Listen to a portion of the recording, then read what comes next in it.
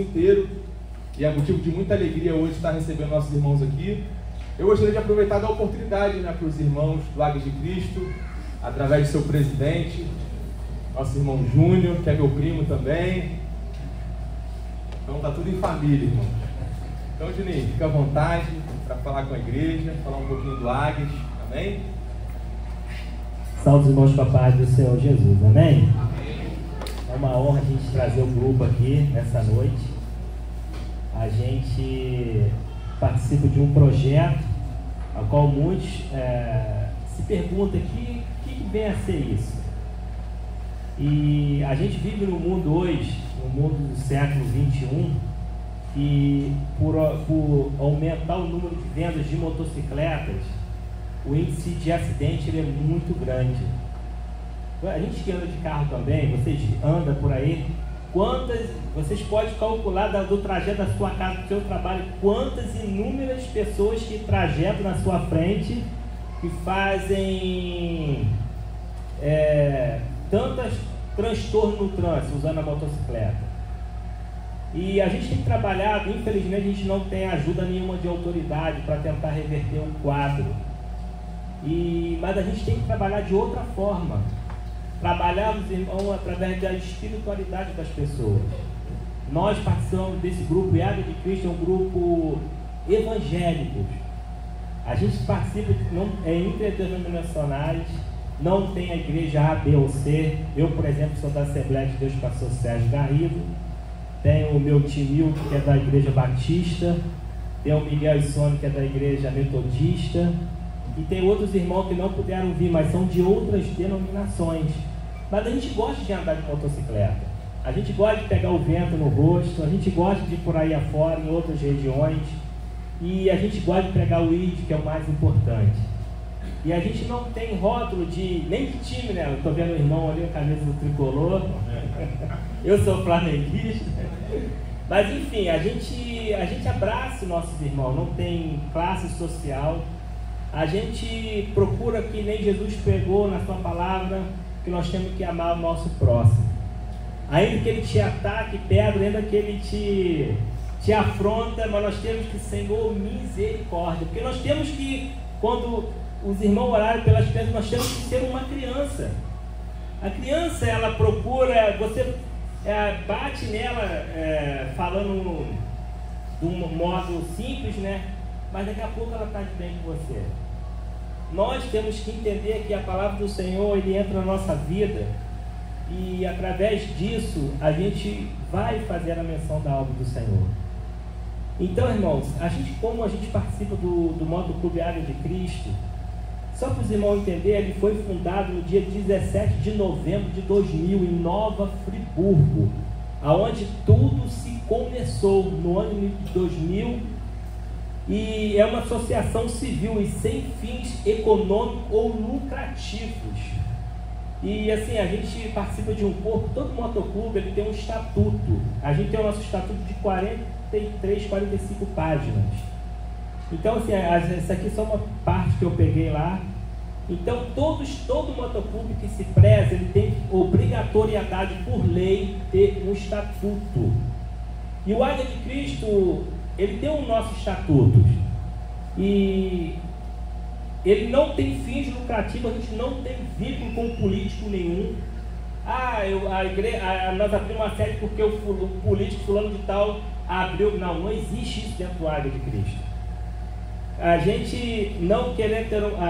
O nosso Águia de Cristo tem duração por tempo indeterminado. Hoje eu estou como presidente, amanhã não sei. Amanhã Deus proverá.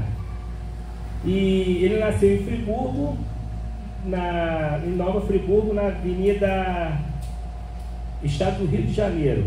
Então, irmão, ele tem por finalidade, a gente tem uma finalidade, irmão, de reunir seus quadros motociclistas cristãos evangélicos ou pessoas cristãs evangélicas admiradores do motociclistas, que sejam membros de uma igreja evangélica e que se disponham a cumprir todos os preceitos, ensinamentos, regras de uma fé e normas contidas na Bíblia Sagrada, levando-as a outros motociclistas, pregando o Evangelho de Jesus Cristo e a união da família, difundindo campanhas contra drogas, violência no trânsito, violência domésticas, com o intuito de resgatar pessoas envolvidas com o vício em geral que estejam com problemas de relacionamento conjugal. Enfim, anunciando todos os princípios de uma vida cristã plena.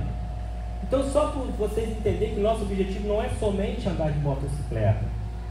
A gente, hoje na minha igreja, eu sou presbítero lá na igreja. Mas no nosso motoclube a gente praticamente é um pastor. Porque a gente resolve tantas coisas que eu tenho que ir na casa de um membro, às vezes está passando, né, em determinada situação difícil, eu tenho que ir lá. E a gente, irmão, muitas das vezes, eu tenho um exemplo aqui clássico aqui dentro do nosso motoclube, quando a gente teve uma situação, o motoclube ele se une mais do que a própria igreja que nós façamos parte. Então, assim, são pessoas, irmão, que Deus escolheu para ser missionários. Não é qualquer um. E eu acredito, profetizo, que nessa igreja hoje tem missionários também, que vai pregar a palavra do Senhor de carro, de moto, seja lá onde for, porque nós somos missionários. Jesus falou: ide por todo mundo, pregai o evangelho a toda criatura. Aquele que foi e crer for batizado. Então essa é a nossa função em nome de Jesus. Pregar o evangelho do Senhor. Então, irmãos, nós temos hoje tem mais do que isso, tem 155 sedes. A gente fala sede local. Teresópolis e Friburgo, Rio, Grande Rio, tem São Paulo, Minas, tem até no exterior. A gente tem 155 sedes dos Águias de Cristo espalhados por todo o território brasileiro. E a gente tem em torno, hoje deve ter uns 240 presidentes, como eu, a gente fala presidente local. Então, e a gente tem sede também, né, nos países, no Paraguai, na Colômbia, na África, no Uruguai, Estados Unidos, no México, Argentina e também no Chile. Então, está se propagando sempre o motoclube Águia de Cristo, porque nós não temos fins lucrativos. A gente é totalmente 100%, irmãos, que a gente abençoa a obra do Senhor. Porque quando tem um evento, ontem, por exemplo, teve um evento lá em Três Rios, a gente tem um casal aqui que foram lá. Então, eu não pago gasolina dele, o presidente não paga, eles vão abençoar do próprio bolso dele. Semana que vem vai ter em Nova Friburgo, e assim sucessivamente. Então, quando se faz o evangelismo, quando se monta um grupo de motociclistas, vou botar que nós vamos fazer o evangelismo na Praça Olímpica, vai juntar umas 30 motos, os irmãos reparam como é que chama a atenção. Agora, se for só um grupo de pessoas normal, poucas pessoas param para dar isso da palavra do Senhor. Então é isso, irmãos, que é o chamado que Deus tem na nossa vida, de pregar o evangelho do Senhor. Agora você me pergunta, como que eu faço parte? Como é que eu quero conhecer melhor? Procura um de nós que vamos dar muita atenção, muito carinho, que talvez você tenha sua moto, às vezes tu não tem aonde ir direito, mas procura um de nós vamos ter sempre evento para você ir com a gente, vamos estar sempre pegando a palavra do Senhor nas estradas, e você vai ser muito bem-vindo estar com a gente. Hoje a gente não exige cilindrada de motos. Na verdade, todo motoclube é assim. Mas todo mundo que entra dentro do motoclube com baixa cilindrada, daqui a pouco vai aumentando. Porque à medida que vai tendo eventos longe, São Paulo, então tu roda 300, 500, 600, 700 quilômetros. Então, às vezes, exige uma cilindrada maior. A gente tem um casal que já foi no Nordeste de moto, a Sônia e Miguel. Então, assim, é um trechinho bem bom. Quantos quilômetros, Miguel? Rodei 6.000 quilômetros. Então, 6.000 quilômetros. Às vezes você vai no Rio de Janeiro e não aguenta mais 100 e poucos quilômetros. Então, ele andou 6.000 quilômetros. E a gente tem pessoas de mais de idade dentro do motoclube, não de Teresópolis, mas eles viajam assim. Eu vou ali no Nordeste. Eu vou ali na Bahia tomar um café. É assim. Então, assim, fica sempre à vontade de querer conhecer a gente melhor. Tá? Não se acha eu já tenho idade, não vou aguentar andar de moto. Meu irmão, não tem isso dentro do Motoclube Águia de Cristo. A gente vai ter muita paciência contigo. A gente não viaja 6.000 direto, a gente vai parando. E cada parada que a gente faz é uma história. É conhecimento dentro do frentista de posto, é um irmão que chegou lá, que de uma palavra. E a gente tem uma linda história dentro do Motoclube. Então, se você querer conhecer melhor, a gente está aí à disposição de vocês. Fala com o Thiago, meu primo, a gente vai estar passando com a gente. Já teve lá, não sei porque ele não entrou dentro do Águia de Cristo ainda, né? Mas vai ser uma benção te receber aqui também. Claudinho também, ele sempre falou que o dia quer comprar uma motocicleta para ele, quem sabe, né? Não, vamos profetizar. Então que Deus possa abençoar todos vocês em nome de Jesus Cristo. A vez de vocês verem com um colete preto, porque parece menos sujeira, tá? E a gente tem essa logomarca aqui, ó. Geralmente é um ano. A pessoa faz a filiação, aí a gente vai acompanhando, tem que ser membro da igreja, tem que ser batizado, não pode ser juntado, tem que ser casado ou solteiro, tá? Então a gente tem um estatuto dentro do motoclube, então é uma coisa séria. Então assim, a gente tem uns irmãos lá que, dentro do Águia de Cristo em geral, uns que casam, se casaram conhecendo a pessoa de outro local, aí se casaram dentro do motoclube, foi assim, é uma coisa muito linda. Então que Deus possa abençoar a sua igreja, abençoar o pastor Thiago, que abriu as portas para a gente estar aqui hoje, tá? Eu queria chamar o pessoal para a gente estar apresentando aqui, trazendo a bandeira do nosso motoclube.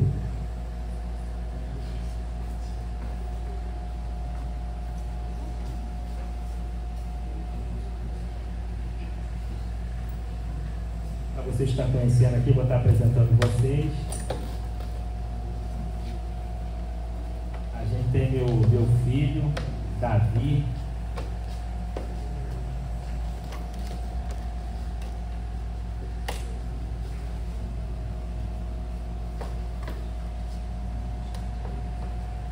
Então, a gente tem meu filho Davi, ele tem 1 ano e 9 meses, tem minha esposa Valéria e meu outro filho que foi para Salinha. A gente nesse período tem viajado muito de carro por conta de levar a família. Eu gosto sempre que a família esteja junto comigo. Se Deus me deu, né? Vamos zelar. Tem esse casal Miguel, tem a Sônia, que nos acompanha também, tem Miltinho, Lena, meu tio, tem a minha mãe Sueli, e tem mais outro grupo que não puderam vir. Sempre quando eu viajo, minha mãe vai sempre junto comigo, e a gente viaja por aí afora. Então assim, é interessante que isso aqui é uma família, e a gente aprende a chorar junto, a gente aprende a andar junto, a gente pega a chuva todo mundo junto, e assim, e a gente, meu tio viaja também uma quilometragem bem longa também, e é isso aí, irmão, isso aqui é a história do Águia de Cristo. Então assim, não tem poder aquisitivo muito alto nem muito baixo, todo mundo aqui é igual, todo mundo trabalha, todo mundo aqui é batalhador, e a gente está aí nessa missão em nome de Jesus. Se você quiser conhecer melhor o nosso motoclube, venha nos conhecer. No final do culto, procure a gente, que a gente vai te abençoar, vai te recepcionar com muito carinho, tá? Uma salva de palmas para Jesus.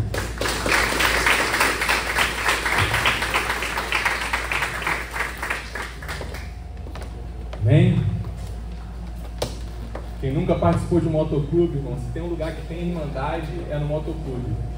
Se no motoclube do mundo já tem irmandade, imagina no motoclube evangélico. Então você que gosta de moto, aí ó, Tarcísio, que gosta de rodar, Yuri, né? Gesiel, que já teve triciclo. Aí, Gesiel, coloca a Neuza aí na garupa, ó, e vai dar uma rodada aí no Nordeste. Irmãos, é muito lindo porque quem já foi em encontro de moto, eu já fui em encontro de moto e sou um apaixonado por motocicleta, todo mundo sabe que eu trabalho com moto, sou instrutor da polícia de moto.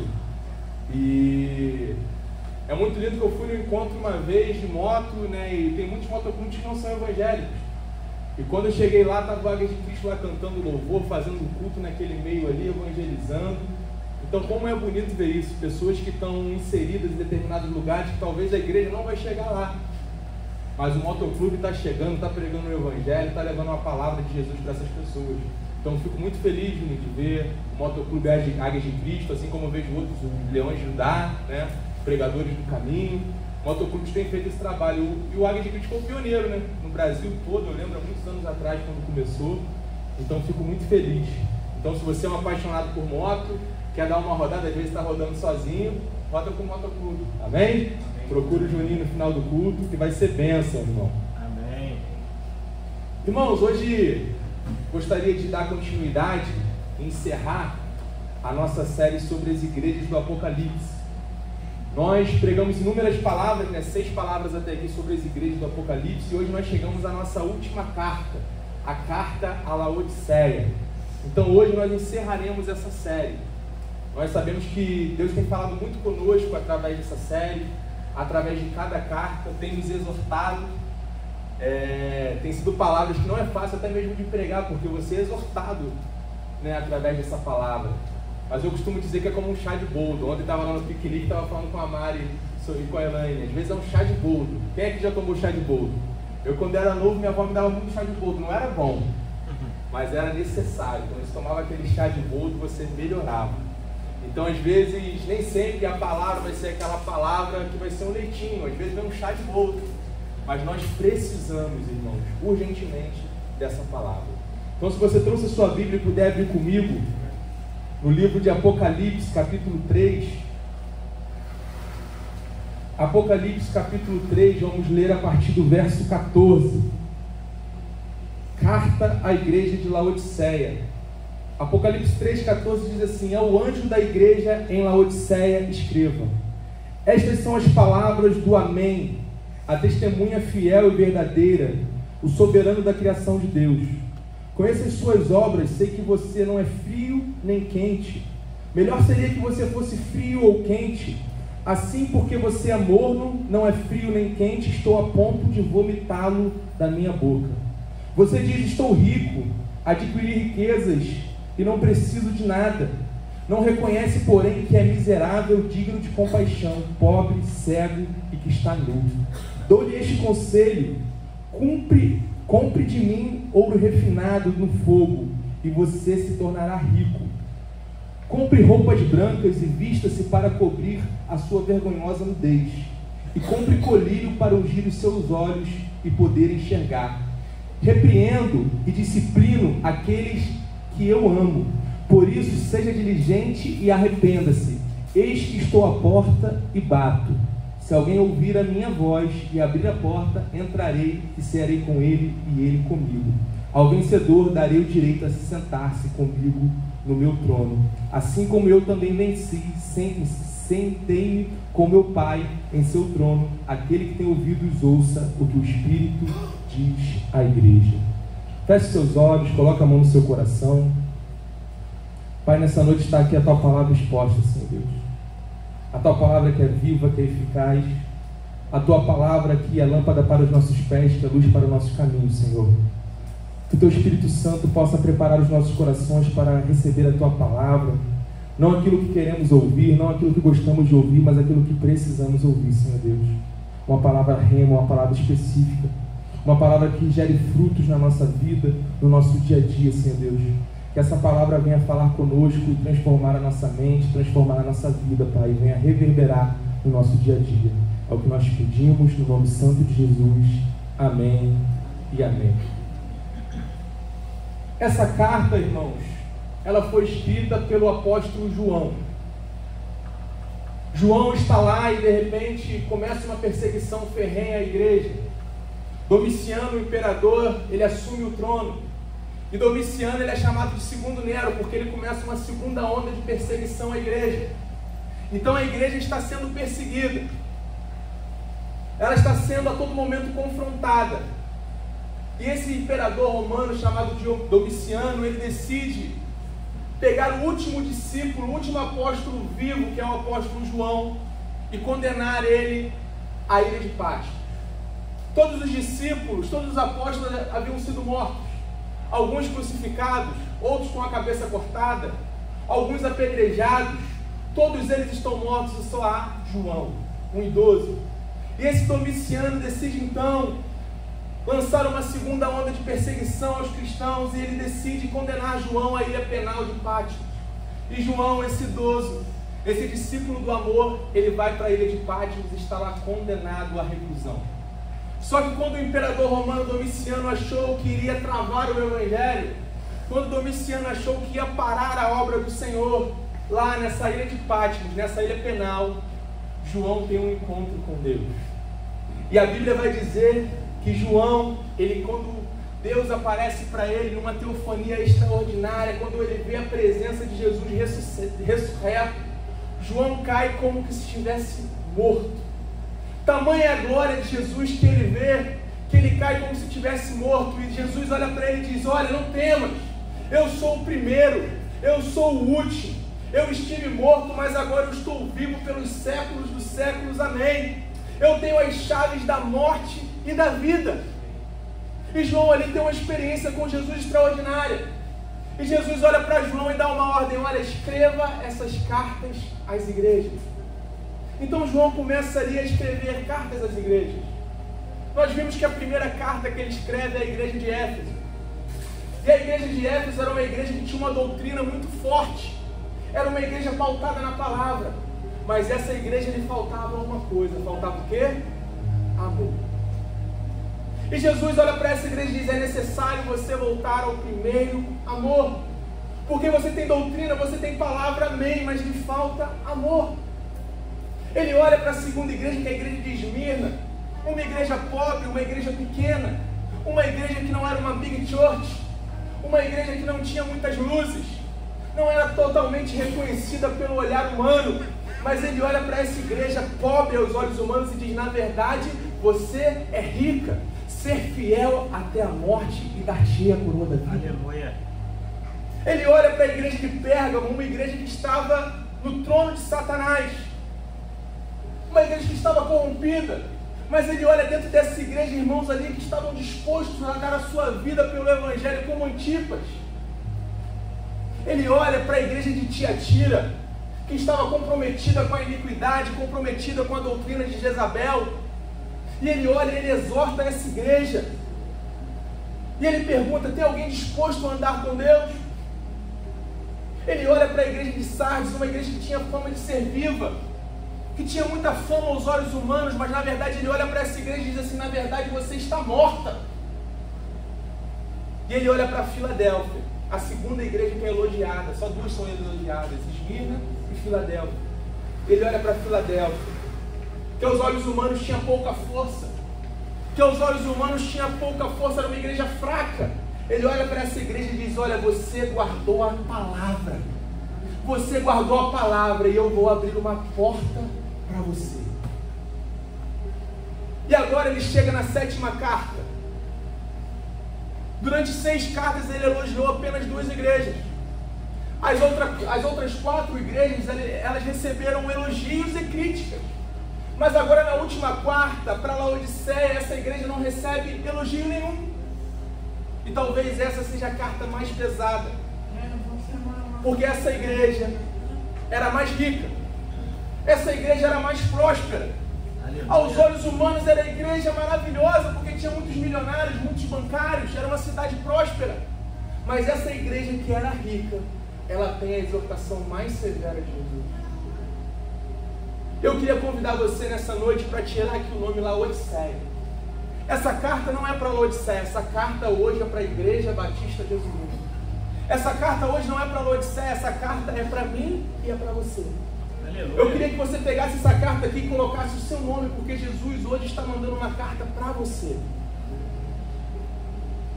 E Ele tem uma palavra para você. Porque quem envia essa mensagem, irmãos, não é João. Quem envia essa mensagem é Jesus.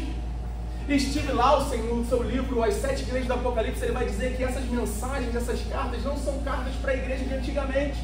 Não são cartas para a igreja da Ásia Menor, não. Essas cartas são cartas para a igreja hoje. E é curioso que alguns teólogos falam que se tem uma carta dessas que se compara, que ela tem muita relação com a igreja hoje, é a carta de Laodiceia. Laodiceia era uma cidade riquíssima. Laodiceia era o lar dos milionários. Na cidade de Laodiceia havia um ginásio maravilhoso, equipado com piscinas de banho. Era uma cidade que tinha vários banqueiros, fazia muitas transações comerciais.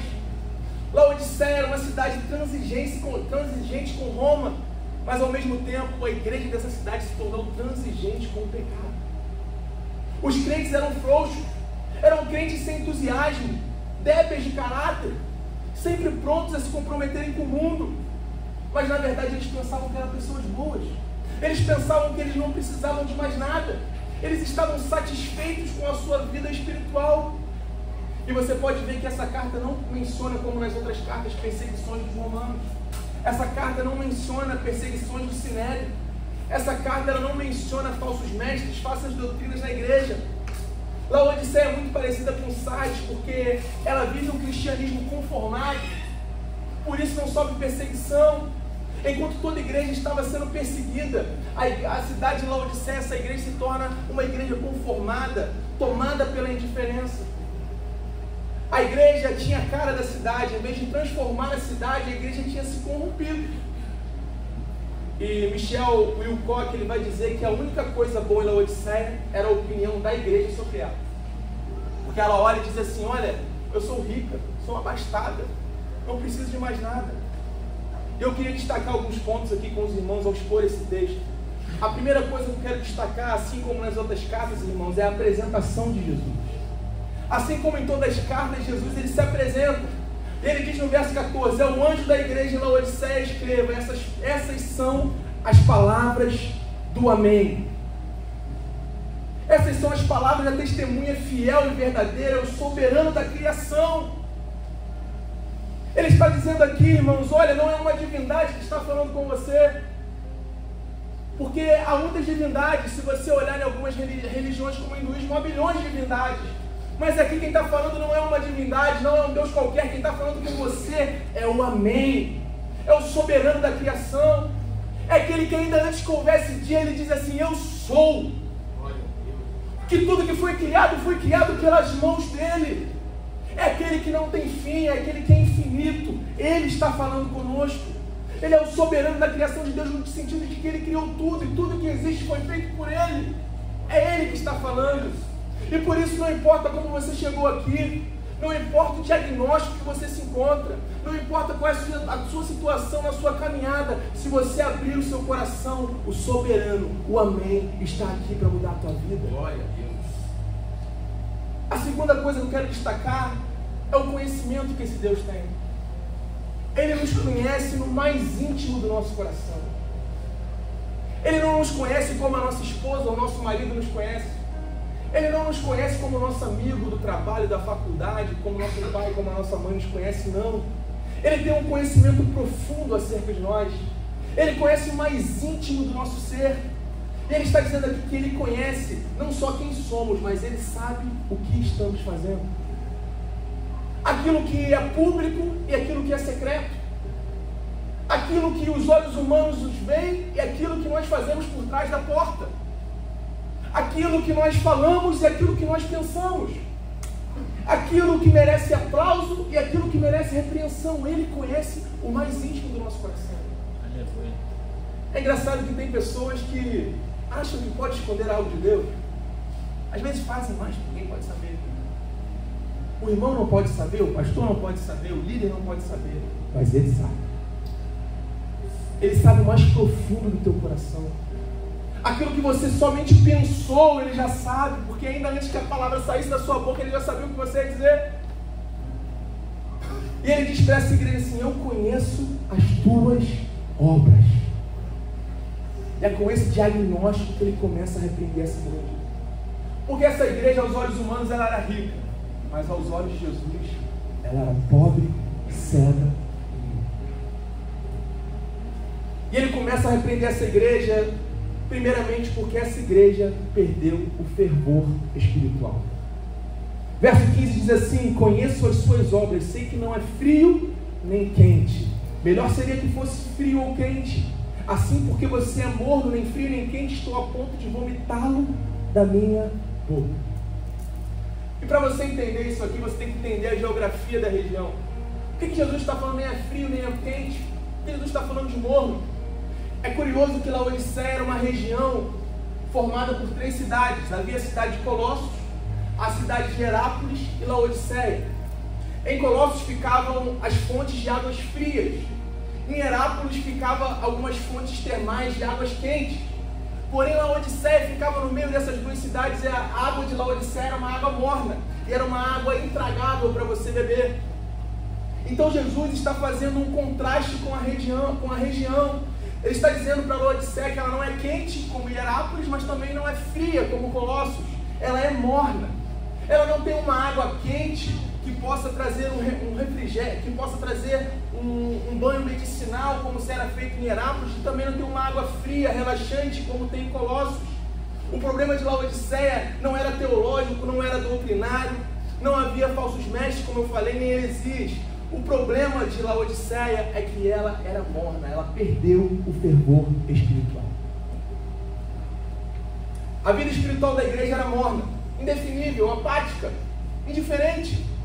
E se tem algo que está faltando na igreja contemporânea, irmãos, é o fervor espiritual. Se tem algo que está faltando na nossa geração, é uma igreja com fervor espiritual. Nós vivemos uma igreja indiferente, uma igreja apática. Nos tornamos muito teóricos, muito pedagógicos e pouco de fervor espiritual. Viemos para um culto como esse e não temos mais expectativa. Muitos fogem do fervor com medo do fanatismo. Eu não estou falando aqui de um movimento simplesmente, não, desse movimento que nós vemos, não estou falando disso. Não é desse fervor que eu estou falando. Jonathan Edwards, ele vai dizer que nós precisamos ter a mente iluminada, mas o coração aquecido. Eu estou falando para você que nos falta esse fervor, nos falta vir ao culto, num culto como esse, e ter expectativa do que Deus pode fazer na nossa vida. Nos falta vir um culto e rasgar o nosso coração, chorar na presença de Deus. Nos falta cantar louvores de todo o coração, prestar uma adoração a Ele. Mas nós vivemos uma geração, irmãos, em que os crentes estão vindo à igreja para receber culto. O culto não é para você, o culto é para Ele. Você vem aqui para prestar um culto a Ele. Nós perdemos a expectativa de vir aqui e saber que Ele pode mudar a nossa situação, Ele pode mudar a nossa vida, Ele pode aquecer o nosso coração gelo. Nós estamos perdendo esse fervor.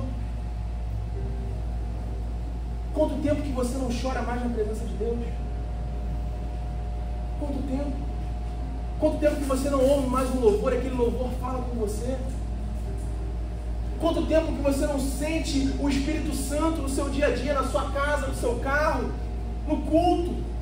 Quanto tempo você não vem aqui na igreja, não simplesmente para bater o cartão, estou indo lá domingo, mas você vem aqui com uma expectativa daquilo que Ele pode fazer na tua vida, de como Ele pode mudar a tua história.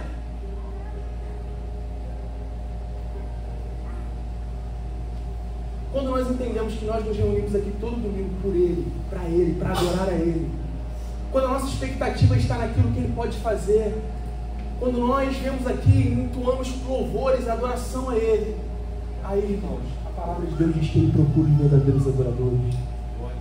A palavra diz que Ele habita em meio aos louvores do seu povo. A palavra diz que a presença dEle aquece os nossos corações. Glória a Jesus. O nosso fervor espiritual está em perigo. Está em perigo. Cada vez mais nós estamos ficando teóricos demais, mecânicos demais. Nós estamos largando aquilo que é mais importante. Essa igreja estava assim, ela estava conformada com a sua riqueza, com o seu tempo, com as coisas materiais. Ela estava esquecendo do fervor espiritual, ela estava esquecendo que há um Espírito Santo que ainda habita entre nós. Há um Espírito Santo que ainda pode mudar a história. E nós estamos preocupados com tantas coisas, com luzes, aplausos, estrutura, e nós esquecemos que o principal é o Espírito Santo de Deus. E Ele repreende essa igreja pelo fervor espiritual. Ele está convidando você nessa noite a se tornar quente novamente. Ele está convidando você a largar essa mornidão, essa vida sem expectativa de protocolo, de bater cartão na igreja, de vir apenas para mais um culto, para mais um domingo, e você vir aqui com expectativa daquilo que Ele pode fazer na tua vida. Ele pode mudar a tua história. E Ele continua. No verso 17 Ele diz assim: você diz, estou rico, adquiri riquezas e não preciso de nada. E o quarto ponto que eu queria destacar é: cuidado com a autoconfiança. Seja farto daquilo que Deus aprecia. O auto-engano é uma grande tragédia, irmãos. Laodiceia, ela se considerava rica, mas na verdade ela era pobre. Sardes se considerava viva, estava morta. Esmirna se considerava pobre, mas era rica. Filadélfia se considerava fraca aos olhos humanos, mas na verdade ela era forte. Deus abriu uma porta para ela. Isso tem algo que nós precisamos, irmãos, é ter cuidado com a nossa autoavaliação. Porque há muitas pessoas que se auto-intitulam muito santos, acham que não precisam de mais nada, inclusive de Deus. Inclusive de Deus. E Jesus olha para essa igreja e fala: olha, melhor que seja frio ou quente, morno. O fariseu, equivocadamente, ele deu graças por não ser como os demais homens. Olha, eu sou muito bom, sou muito top, sou um cristão tanto, sou ricão, sou um judeu top. Porque os demais homens, mas muitos no dia do juízo vão ser enganados. Porque se acham muito top, muito bom, mas na verdade por dentro não tem nada, são sepulcro caiado. Uma igreja rica, mas pobre aos olhos de Deus. É curioso, irmãos, que em primeiro lugar Laodiceia era um centro bancário, um centro financeiro. E Laodiceia era uma das cidades mais ricas do mundo, um lugar de muitos milionários. Para você ter noção, no ano 61 depois de Cristo, essas três cidades foram destruídas. Laodiceia ela foi reconstruída sem a ajuda do Império Romano. Só os ricos daquela cidade bateram no peito e falaram: nós vamos reconstruir a cidade. Eles reconstruíram. De tão rica que era essa cidade, de tão rica que era essa igreja. Nessa igreja havia muitos membros ricos, muitas pessoas bem-sucedidas, financeiramente cheios da fundo. E Jesus olha para ela e diz assim: olha, você diz, eu sou rico, eu adquiri riquezas, eu não preciso de nada. Laodiceia achava que não precisava de nada, inclusive de Jesus. E hoje não é diferente, irmão. Eu fico assustado de ver, há poucos dias nós vimos igreja com área VIP. Hoje nós vemos igrejas que estão tão preocupados em acrescentar dinheiro, fazer um templo milionário, e o membro está passando fome dentro da igreja. Nós estamos muito preocupados com riqueza, com auto, e nós estamos ficando autossuficientes. Igrejas que montam impérios milionários, pastores que andam de carrão milionário, com segurança, mas na verdade são pobres. Temos o engano e a tragédia da teologia da prosperidade, que diz que o sucesso financeiro é o alvo da vida cristã, como se sucesso financeiro fosse sinônimo de bênção de Deus. Existem pessoas milionárias, irmãos, que são pobres, não têm prosperidade, e existem pessoas pobres que são ricas, são prósperas. O pastor Leandro Dias Lopes vai dizer que talvez as pessoas mais felizes são aquelas que comem arroz e feijão todo dia, estão na comunidade. Porque dinheiro compra muitas coisas, irmãos. Dinheiro compra carro, compra riqueza, compra conforto, mas dinheiro não compra salvação. Dinheiro não compra prosperidade. Porque se você acha que prosperidade é ter dinheiro, você está enganado. Dinheiro compra muitas coisas, mas dinheiro não compra o Espírito Santo. Prospere, cresça na vida, busque ser bem sucedido, sim, isso é bom, mas busque principalmente a riqueza que dinheiro não compra. A maior riqueza, irmãos, dinheiro não compra. Seja rico daquilo que dinheiro não compra. Existem pessoas que estão juntando fortunas aqui na terra, mas lá no céu sua conta está vazia. Não é à toa que Jesus vai dizer lá no sermão: ajunteis tesouro, não ajunteis tesouro na terra, onde a ferrugem corrói, onde o ladrão rouba, mas ajunteis tesouro no céu, porque lá o ladrão rouba. Nosso verdadeiro tesouro, irmãos, não está aqui na terra, está no céu. Essa igreja tinha muita riqueza. Era uma big church, vamos dizer assim, dos dias atuais. Tinha muito membro rico, tinha muito político, estava na televisão, estava lá cheio de luz, cheio de coisa. Mas na verdade ela era pobre. Lhe faltava o principal, que era o Espírito Santo. Lhe faltava o principal, que era Jesus. Por isso que eu digo para você, irmãos, o maior alvo da tua vida é Jesus Cristo. O maior alvo da tua vida é o Espírito Santo de Deus. Ajunteis tesouro nos céus. Glória a Deus. Em segundo lugar, era um centro médico de grande importância. Laodiceia era um centro médico, para você ter noção, havia ali uma escola de medicina muito famosa. Inclusive, Felipe, lá foi criado o colírio. Nessa cidade era fabricado um guento que era lançado sobre problemas de visão. E esse guento tinha muito efeito. E você olha que Jesus olha para essa cidade que tinha um remédio importante, um colírio que curava a visão.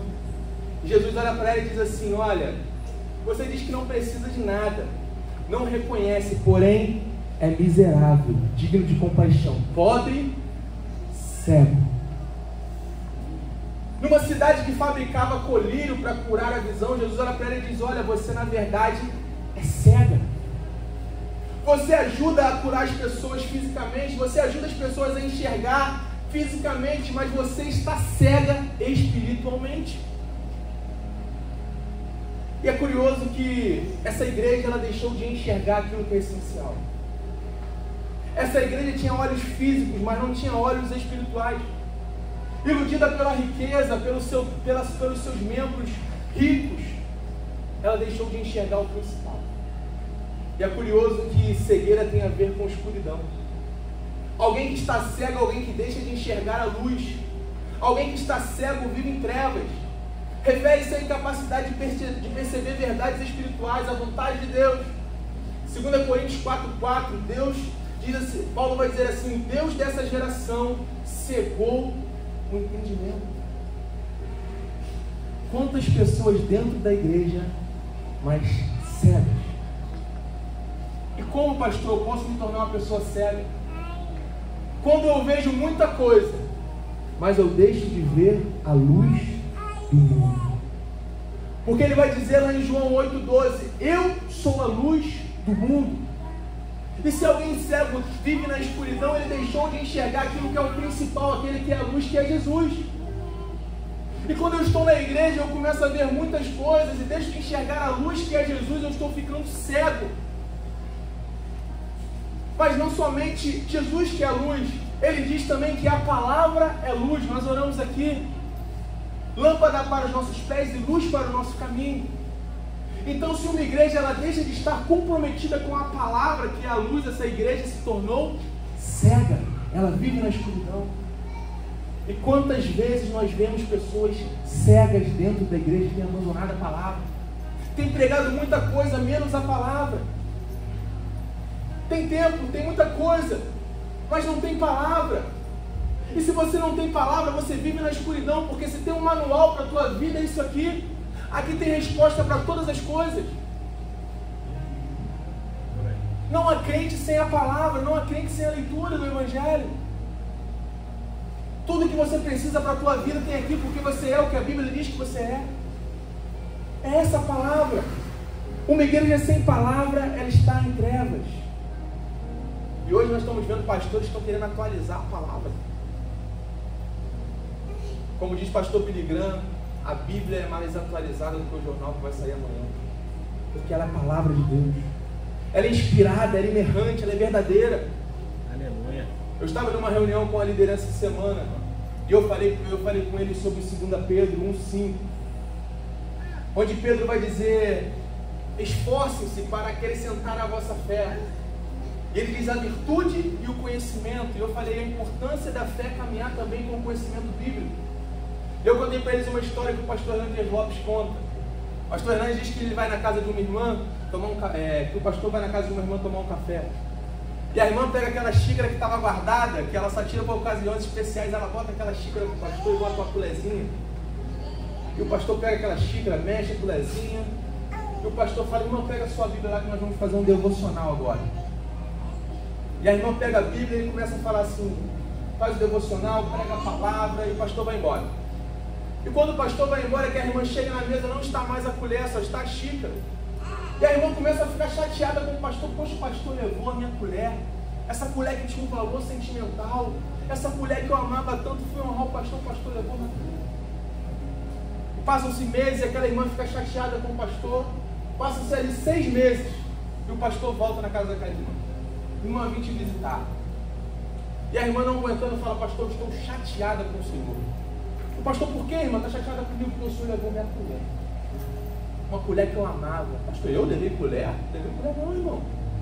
Que isso? A colher da irmã está aí.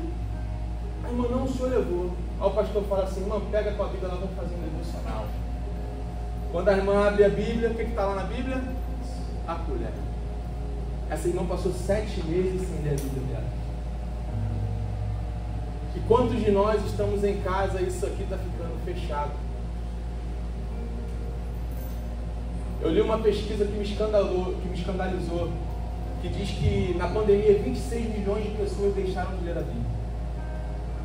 Porque as pessoas só abriam a Bíblia quando estavam na igreja, e como na pandemia as igrejas ficaram fechadas, a pessoa deixou de ler a Bíblia, deixou de abrir a Bíblia. E se nós deixarmos essa palavra, irmãos, nós estamos vivendo em trevas, nós estamos cegos. Leia a palavra. Em terceiro lugar, Laodiceia era um centro de indústria de tecidos. Se produzia muitos tecidos em Laodiceia, em especial a lã.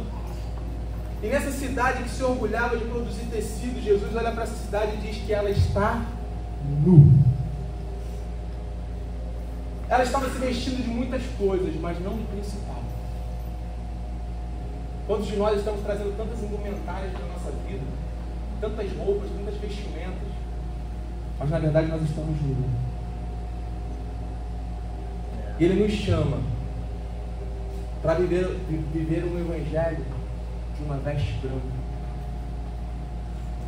As vestes da santidade, porque sem santidade é impossível agradar a Deus.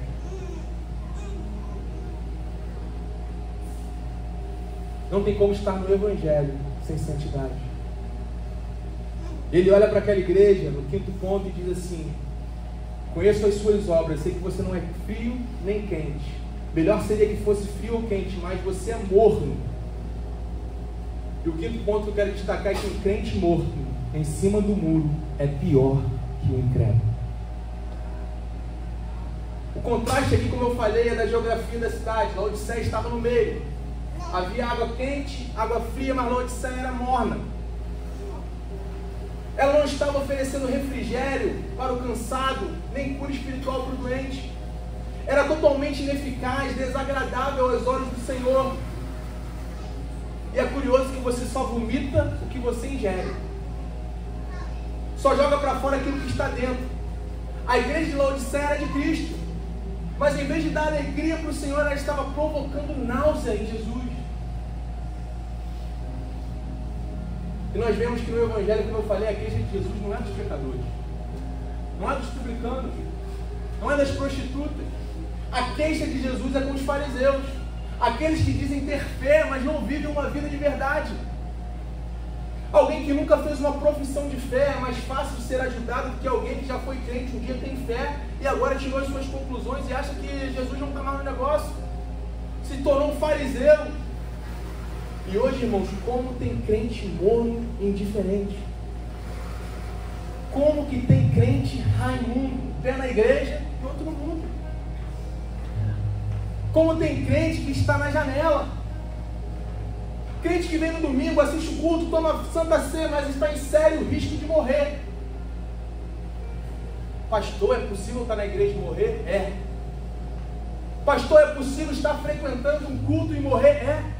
É possível tomar Santa Ceia e morrer? É. Lá em Atos dos Apóstolos, eu já preguei a história de Eutico. O apóstolo Paulo está pregando lá no cenáculo, um culto maravilhoso. E Eutico está na janela. E quem está na janela diz para mim que ele está preocupado com o que está aqui dentro, mas ele também está preocupado com o que está lá fora. E quantos crentes, irmãos, estão na igreja, estão na janela? Estão preocupados com o que está aqui dentro, mas estão também preocupados com o que está lá fora. Quantos crentes, irmãos, quer tudo que tem aqui dentro, mas não quer perder nada do que está lá fora. Quantos crentes querem estar aqui na igreja e querem se envolver em dois ambientes? Querem a luz aqui de dentro, mas querem também as trevas lá de fora. Quantos crentes, irmãos, querem as palavras daqui de dentro, mas querem as curiosidades lá de fora? Quantos crentes querem cantar os louvores aqui maravilhosos daqui de dentro, mas se tem um show lá fora, ele vai.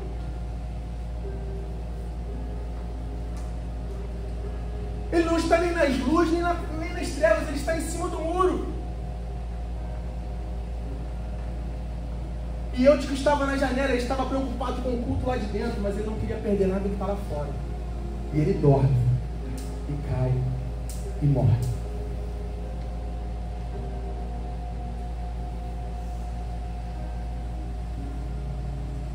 Vivemos uma geração, irmãos, de verdadeiros crentes de janela.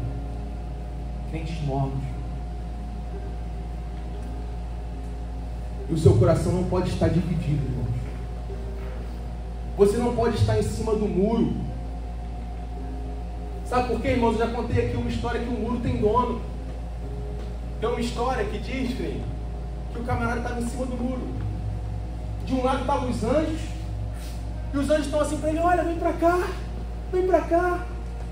E do outro lado estavam os demônios e Satanás. E os demônios e Satanás estavam assim de braço cruzado, tranquilão. E os anjos desesperados: olha, vem para cá, sai do muro. E os demônios tranquilões. Até que aquele cara, vendo aquela situação, ele fica inconformado. Ele fala: ô Satanás, por que os anjos estão me chamando ali, enfervorosos, e você está tranquilo? Você não quer que eu vou para o seu lado? Aí o diabo olha para ele e fala assim: porque o muro é meu, você já está no meu lado. O muro tem dono. O muro tem dono. Esteja do lado da verdade. A igreja de Laodiceia, irmãos, era de Cristo, mas em vez de dar alegria, ela estava provocando náusea em Jesus. Uma religião morna provoca náusea. Jesus tinha muito mais esperança nos publicanos, nos pecadores, do que nos fariseus. Nós somos filhos de Deus, nós somos herdeiros de Deus, menina dos olhos de Deus, a delícia de Deus. Mas se nós estamos em cima do muro, se nós estamos hipócritas no Evangelho, se nós perdemos a nossa paixão, o nosso fervor, o nosso entusiasmo, se nós achamos que somos autossuficientes, nós estamos provocando náuseas no nosso Salvador.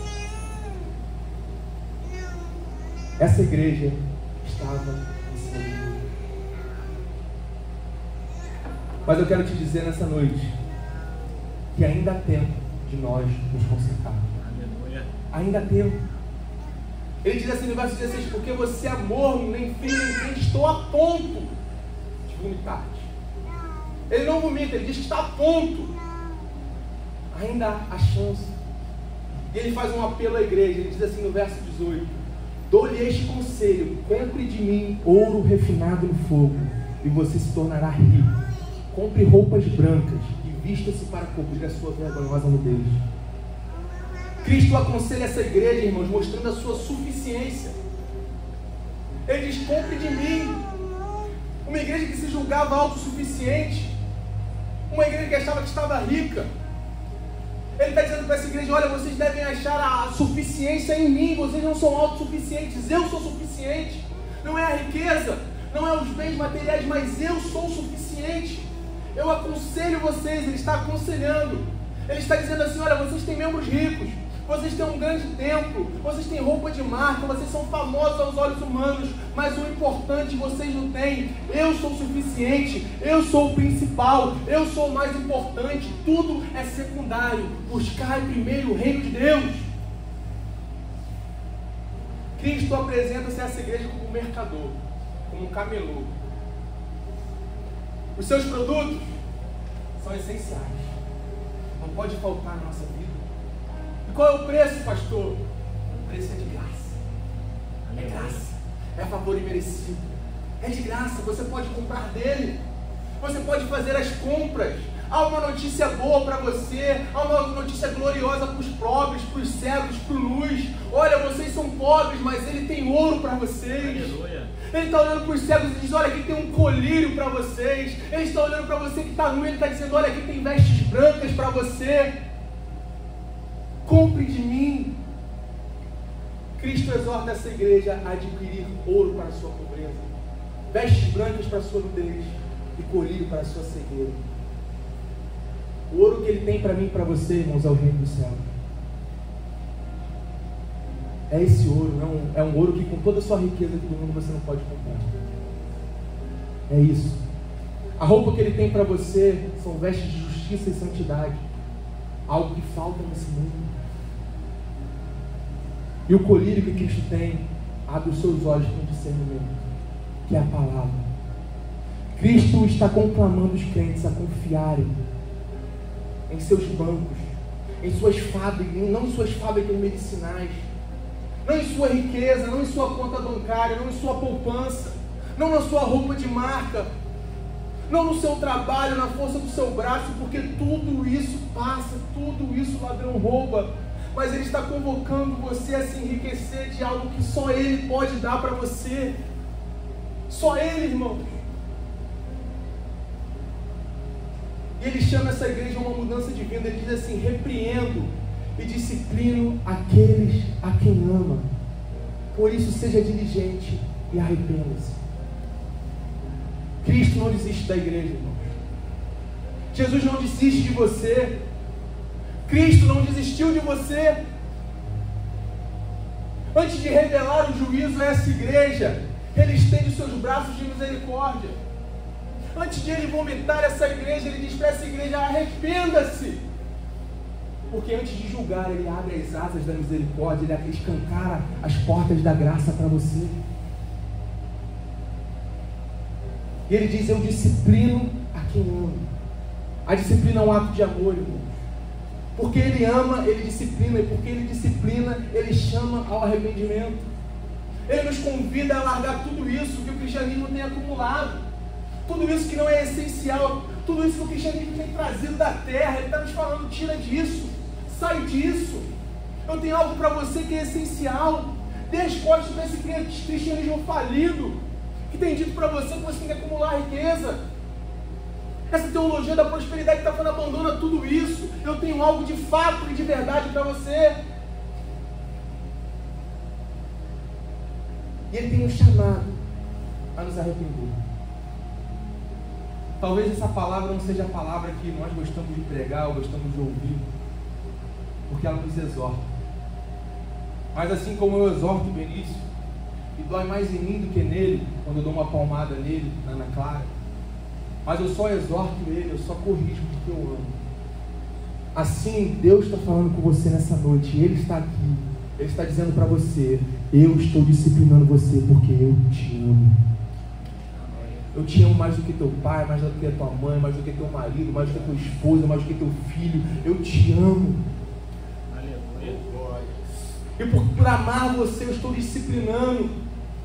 Ele está dizendo que se você está frio espiritualmente nessa noite, se você não chora mais na presença dele, se tem te faltado fervor espiritual, se tem faltado para você o Espírito Santo, se tem faltado para você sentir o seu coração aquecido como você sentiu lá no primeiro amor, Ele está dizendo para você que hoje à noite Ele está aqui, está te convidando ao arrependimento.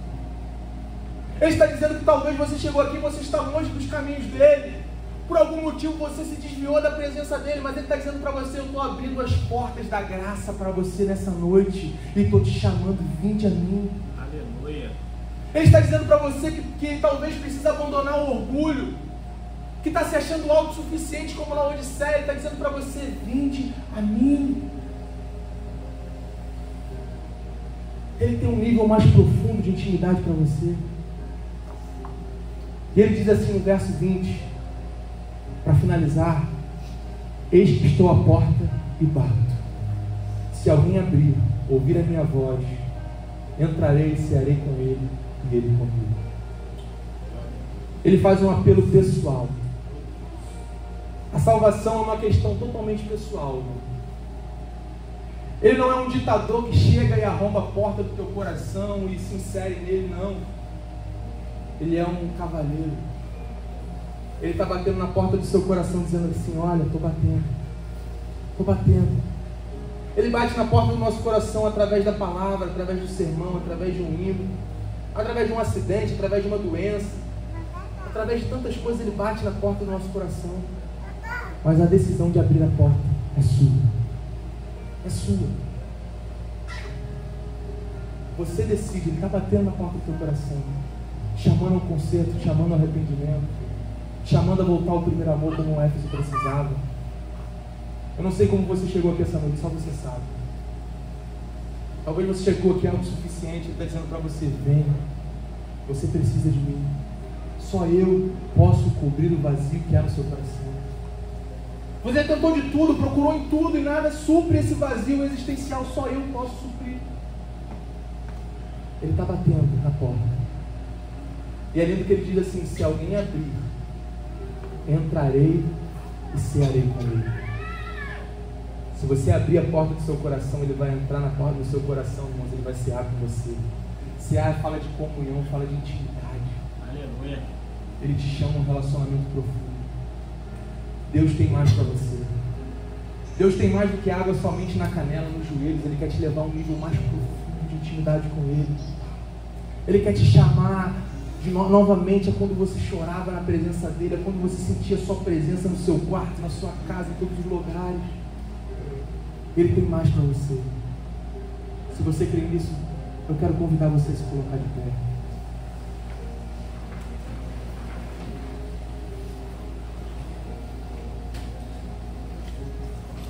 Eu não sei como você chegou aqui nessa noite, mas se você sente que você precisa de mais, se essa palavra falou com você, eu quero convidar você a vir aqui na frente.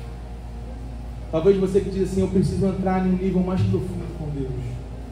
Eu preciso de mais, Senhor, eu preciso de mais, eu estou raso, eu estou autossuficiente, eu preciso de mais fervor na minha vida. Eu quero voltar a chorar como eu chorava, sentir a Tua presença. Eu preciso de mais, Senhor. Eu não quero ficar como Laodiceia autossuficiente, que achava que não precisava de nada. Talvez você chegou aqui e está te faltando expectativa. Quanto tempo que você não vem para um culto como esse com expectativa do que Deus pode fazer na tua vida? Quanto tempo você não chora mais na presença de Deus? Você sente a presença dEle no seu quarto, na sua casa? Nós estamos perdendo tanto, irmãos. Nós estamos perdendo tanto. Talvez você chegou aqui nessa noite e está com o teu coração endurecido, orgulhoso. Ele está dizendo para você: olha, eu estou batendo na porta do teu coração. Eu estou batendo. Se você abrir, você vai cear comigo. Eu vou levar você a um nível mais profundo. Talvez você chegou aqui nessa noite e você precisa voltar para os caminhos dele. Ele está à porta e bate. Ele não vai arrombar a porta do teu coração. Aleluia, Jesus. Ele está vindo sem demora. E Ele te convida a voltar para os caminhos dele. Ele abre as portas da graça para um relacionamento com você. Aleluia. Glória a Deus, aleluia.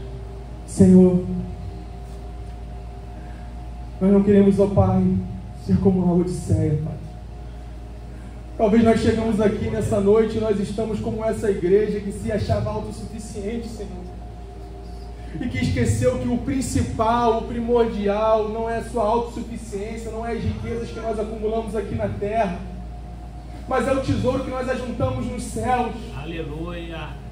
Oh Pai, talvez nós chegamos aqui nessa noite com o nosso coração gélido, Pai, com o nosso coração frio, sem fervor espiritual. Nós não estamos frios nem quentes, nós estamos mornos. Nós estamos sem expectativa do que o Senhor pode fazer na nossa vida. Nós deixamos de contemplar como o Senhor é grande, como o Senhor pode fazer na nossa vida, Senhor. Nós deixamos de perceber o Teu Espírito Santo que ainda habita entre nós, Senhor. Nós temos dado lugar a tantas coisas nos nossos cultos, no nosso dia a dia, no nosso devocional. E nós não estamos dando lugar ao Teu Espírito Santo, que é o principal, que é o dono dessa obra, Senhor. Nos ensina, Senhor, a saber que o principal não é uma luz, não é um instrumento, não é um conhecimento humano, mas o principal é o Teu Espírito. O principal é o Senhor, a nossa maior motivação, o nosso maior foco, Senhor. Senhor, o Senhor nos chama ao arrependimento, que nós nos arrependemos, ó Pai, de ser autossuficientes, de acumular tantas riquezas, tantas indumentárias, e não acumular aquilo que é principal, que é o tesouro no céu, Senhor. Oh, Senhor, nos ensina, Senhor. Senhor, nós abrimos o nosso coração para o Senhor essa noite, Pai, para o Senhor, Pai, poder habitar, Senhor, para o Teu Espírito Santo poder cear conosco, Senhor. Não nos deixe com o coração endurecido, a ponto do Senhor estar batendo na porta do nosso coração e nós não conseguimos abrir para que o Senhor possa ter comunhão conosco, Pai. Oh, Senhor, nos ajuda a ser melhores, nos ajuda a ser melhores filhos, oh Pai, nos ajuda a ser melhores cristãos, oh Pai. Nos ajuda a não nos conformar com esse mundo, mas transformarmos pela renovação da nossa mente. Nos ajuda a sair de cima desse muro, Senhor Deus. Esse muro de que nós estamos aqui dentro, mas também queremos estar lá fora. Oh Pai, sem santidade é impossível agradar o Senhor. Sem uma vida reta, sem vestes brancas é impossível agradar o Senhor, oh Pai. O Senhor não se compraz com o pecado. O Senhor não se compraz com a iniquidade, Senhor. Nos ajuda a sair da janela. Nos ajuda a ser crentes espiritualmente fervorosos, Senhor Deus. Aqueça o nosso coração, Senhor. Oh, Pai, entrega a vida de cada um aqui nas Tuas mãos, Senhor. Cada pessoa que está aqui nessa noite, oh, Pai, que tem um relacionamento sincero contigo, um relacionamento verdadeiro. Essas pessoas que estão aqui na frente, Pai, estão dizendo, Senhor, eu quero um renovo. Eu quero um renovo espiritual, eu quero meu coração aquecido novamente, eu quero ter um fervor espiritual novamente, eu quero chorar na Tua presença, eu quero voltar ao primeiro amor, Senhor Deus, quando eu Te conheci, nada mais importava. Glória a Deus, aleluia. Oh, Senhor, nós queremos voltar para esse lugar do primeiro amor, Senhor Deus, onde nada mais importava senão a Tua presença. Oh, Senhor Deus, nos ajuda a voltar a esse lugar onde nada mais importa. Onde mais vale um dia em Tua casa do que em outras partes 1000. Oh, Senhor Deus, nos ensina, Pai, a ser como Pedro, que olhou para o Senhor e disse, para onde, para quem iremos nós? Para quem iremos nós, Senhor Deus? Para fama, para dinheiro, para o mundo? Para quem iremos nós, se só Tu tens as palavras de vida eterna? Oh, Senhor, o Senhor é o único caminho, a única verdade, o Senhor é vida, Senhor. Oh, Pai, só o Senhor tem o tamanho exato do vazio que existe em nós, Senhor. Oh, Pai, nos ensina a entender isso, Senhor. Nos ensina, Pai, nos ajuda, Pai.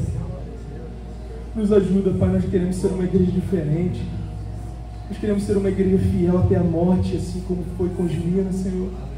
Nós queremos ser uma igreja fiel, uma igreja que pode ser pobre aqui aos olhos humanos, mas ela é fiel a Ti. O Senhor abre uma porta para ela como foi em Filadélfia, Senhor. Nos ajuda a ser essa igreja. Senhor, dê uma semana abençoada a cada um que está aqui, Pai. Leva cada um em segurança para os seus lares, livra de todo mal, livra de tudo que não provém de Ti, Senhor Deus. Que cada pessoa que está aqui possa ter uma experiência contigo extraordinária, Pai. Que cada um possa perceber o Senhor nos mínimos detalhes. Que cada um possa acordar de manhã e quando respirar, saber que o Senhor está ali nesse oxigênio. Que cada um, quando olhar essa natureza maravilhosa, esse céu azul, possa saber que aquilo é obra de Tuas mãos, ó Pai. Que o Senhor possa se revelar para cada um de maneira diferente, Pai. Leva o Teu povo em segurança, dá uma semana abençoada, guarda todas as famílias aqui representadas, Senhor. É o que nós pedimos, no nome santo de Jesus. Amém e amém. Dê um forte aplauso ao Senhor. Aleluia. Aleluia. Nós possamos, irmãos, ser essa igreja de fato, de verdade. Essa igreja verdadeira. Essa igreja que nada mais importa senão estar na presença dele. É isso que Ele espera de nós. Amém? Estenda as suas mãos para cá. Que o amor de Deus Pai, que a graça suficiente de Jesus Cristo, seu Filho, e que as consolações do doce Espírito seja com todos que aguardam a volta de Cristo. Todos digam amém. Dê um abraço na pessoa que está do seu lado. Dê um forte aplauso ao Senhor. Não vai embora, temos um lanchinho agora no final, um cachorro quente, abençoado. Vamos nos confraternizar, vamos estar em comunhão, amém?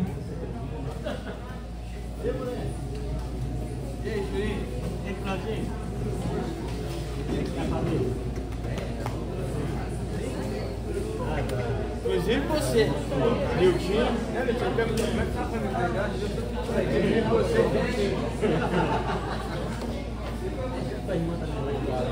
já que tá vindo hoje, meu filho.